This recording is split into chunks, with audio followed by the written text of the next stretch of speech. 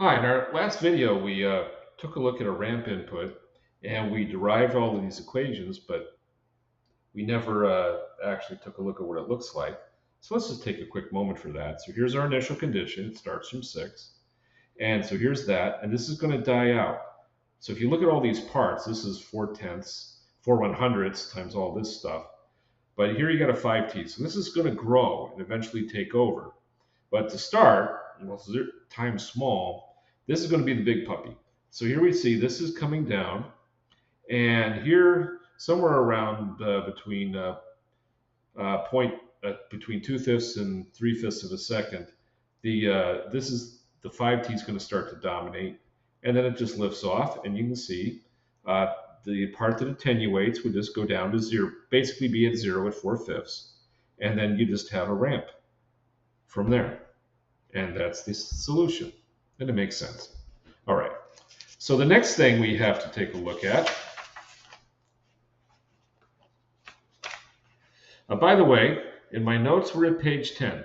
We have 92 pages to go. I think in my notes. I think we're at got to go to 102. All right. So that says we're 10% done with the course. How about that? All right. Let's line everything up. So our next example.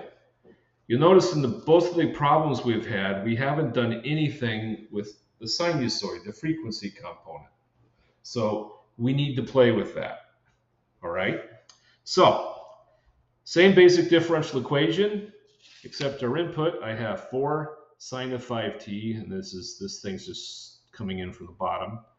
And I have, so here's our input, sine of 5t, and here's our initial condition, y of 0 equals 6. Okay. So here we have, we know that the complementary solution for this problem, we'd have 2 lambda plus 10 equals 0. That if we did the homogeneous equation, solve for lambda, it equals -5. So here's the complementary solution. We need the particular solution, and then we have some options about how we want to solve this. We could do a forced response and an initial condition response. We could solve them all at one time. We have choices, but we need the particular solution. All right, and so here's the particular solution, and let's take a moment and think why that is. So I've just added our particular solution page, and so here's our input. It's sine of 5t, point blank. We can ignore the 4, so the 4 is the b. So I want to fit everything. I of t is sine of 5t. So I look down here, I have no e to the ht, so h is 0. I have sine of the 5t, so boom, I have omega is 5. Now here's the thing, if you have a cosine, or excuse me, a sine in this case, when you go to do our solution, we're going to wind up having both sine and cosine. But let's just fit it for now. So what we have here is we have a sine, we have no cosine, okay, we have sine of 5t, but there is no cosine term here, so but let's fit it to the L of t, and you'll see all it is a constant, all right? So what does that mean? Relative to this thing, the k's are 0 here, I just have a constant, 4, all right? What does that do down here? E to the ht, h is 0. Omega is 5. So when I go to make this particular solution, this is a 5.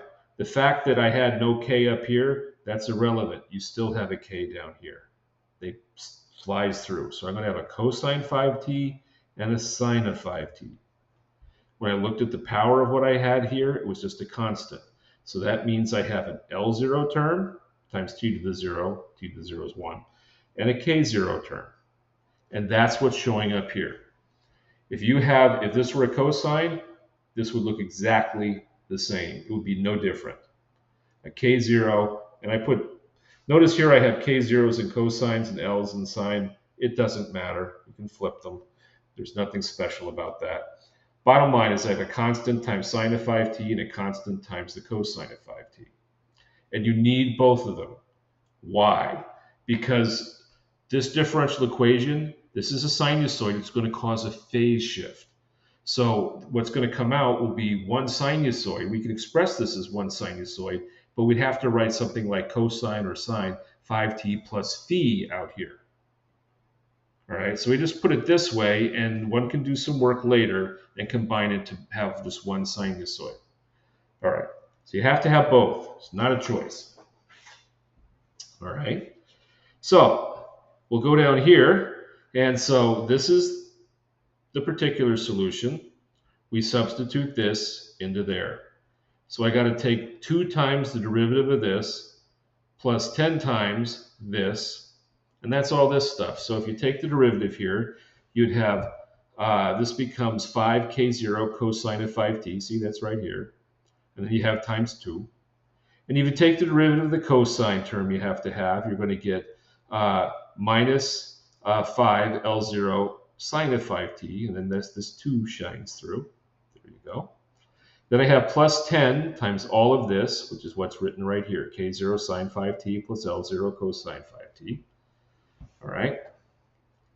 And all of that, and once you've substituted it all in, you just go equals whatever the input is, 4 sine of 5t. Done. Except not quite done. Now I have to solve for these k0s and these L0s. Joy. So what you do here is you make 2 equations with 2 unknowns. So you equate the cosines and equate the sines. Now you may say, well, there are no cosines. Yeah, there are on the other side. This is 0 cos 5t. It's there. You just have to imagine it a bit. All right? So I take the cosines out.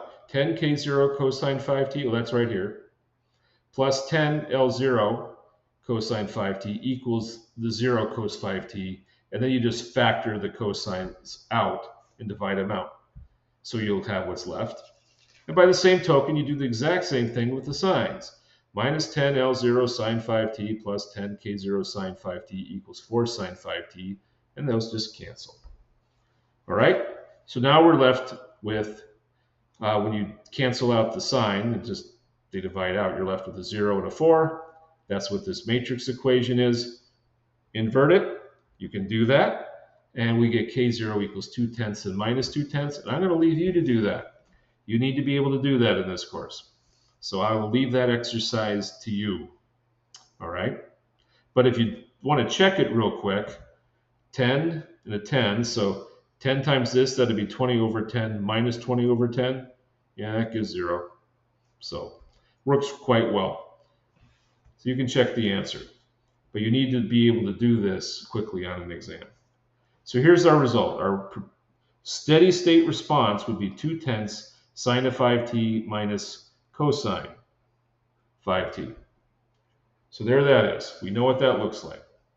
Okay.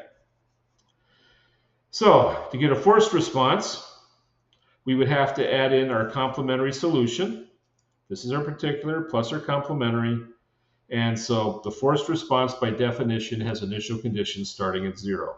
We're just isolating what does the input do by itself. So we don't ever want to have, if we have a proper quote-unquote forced response, we never have the initial conditions there. All right. So set this equal to 0. So we bring in our cape. Here's our particular solution. So we set time equal to 0. Sine of 5 times 0, 0. We're going to get a 1 here. Okay, so that just leaves 2/10, or a minus 2/10. There's a negative sign in there. All right. C e to the minus 5t. Solve for c, we get 2/10. All right. And the initial condition response, no problem. Y0 equals 6. We use this complementary solution to solve for it. Set time equal to 0. There's our answer. And we can add these up as follows. Now, this takes us to the next step of what we want to do here is this kind of is an inconvenient form. It would be nice if we could express this as one sinusoid, either a sine 5t plus phi or a cosine 5t plus phi. It'd be nice to get it all in one term. How do you do that? Well, we're going to go back to a thing that for those that are from UNB that have had our courses, you would have had an Eng 1082, and hopefully in a math course, some trig identities, which you can use to do that. We're going to take a look at those, because usually students don't remember this stuff at all. So what are those trig identities? Well, here they are. A sine of b plus c can be written as follows. A sine b cosine c, A cosine b sine c. Or A cosine b plus c is A cos b cos c minus A sine b sine c. Standardized things. All right. So I want to write this as A sine of 5t plus some phase. I'll note then that can be written, if I expand this out, as A sine 5t cosine phi plus A cosine 5t sine of phi. That's what this relationship says. So we write that out. So now I want to correlate this. So here was what I had. If you looked on the previous page here, we have 2t sine of 5t minus cos 5t in brackets. That's what I have here. So I want to correlate this to that and that to that. All right. Well, the sine of 5t is this. So therefore, A cos phi, these two parts, must equal 2/10. Likewise, here's the cosine. So A sine phi must be minus 2/10. All right, so we'll use that. So I've just said this is what these have to be. So now we go to the next step. All right, if I take A sine divided by A cos, right here, that would be the tangent of phi. So I just put that in, minus 2/10 over 2/10. All right, so notice this is the y part, here's the x part. Divide that out, it's a -1. But the question you always have to have is what quadrant is it in? So here's the y part is the negative, so that's just go down, and the x part just go positive. So this corresponds to minus pi over 4, as opposed to being over here and being 3 pi over 4. You got to check the quadrants, as you should all well know. Okay, now the next thing we're going to do, if I know that A cos phi is this and A sine phi is that, well, I can use the following. We all know in a right triangle, A squared plus B squared equals C squared. So that's all I'm going to do. And we also know cosine squared plus sine squared equals 1. In fact, that's the one we need. So we have A squared. I square this. I'll get A squared cosine squared plus A squared sine squared. Cosine squared plus sine squared equals 1. So I have A squared here. So I take these two, square them, 8/10. Take the square root. A is equal to the root of 2 over 5. So now I'm left with this original thing I had. I can replace, we go back to the original response, so here's the original response. I had a 6 e to the minus 5t and a 0.2 e to the minus 5t from the two complementary solutions here. We had the forced, that was the 2/10, and from the initial condition response, we had the 6. So they add to 6.2, so we can add them up. And then I had this piece. So here's 6.2 e to the minus 5t, and now I have my A sine of 5t minus my phase. And now it's all as one short piece. And so there we have it. So we're going to leave this right here. And we have another input we have to do next. It's called the impulse. I believe that's our next page coming up. We'll see you soon.